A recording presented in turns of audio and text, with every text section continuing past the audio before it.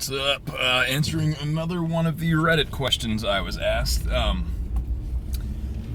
Basically, the premise of the question was for an individual that doesn't really compete too often, how would one go about organizing some kind of strength training program just to keep like the power lifts up kind of high, and just kind of or at least do some kind of maintenance phase over a period of time.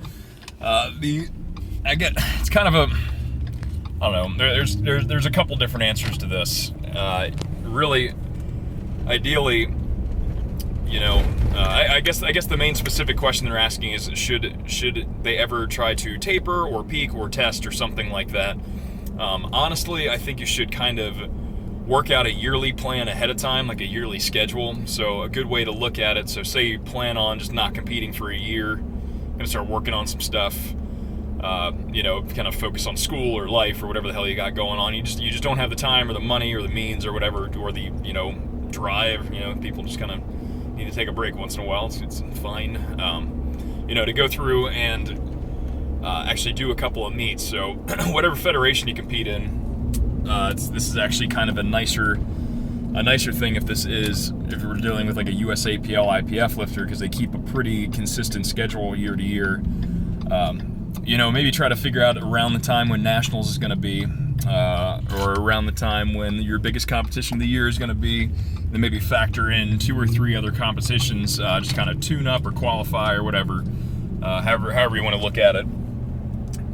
And then from there you can kind of work out, kind of figuring out a couple little mock meets to do during, around those time frames, and then just kind of treat it just like you actually went to the competition, but you just have like a little one all by yourself in your, in your Planet Fitness or wherever the hell you're going.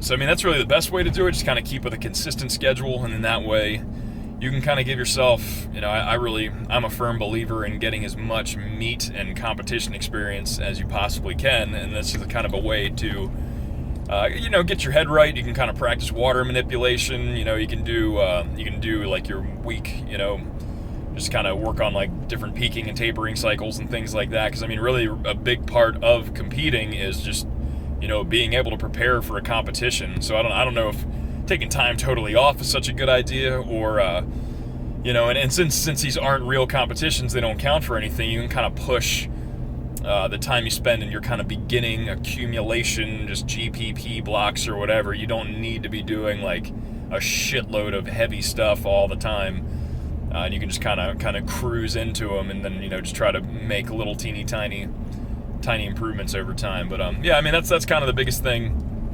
That's exactly. I've had clients and stuff. I've done stuff like that in the past for myself. Just kind of figuring out kind of that yearly schedule ahead of time.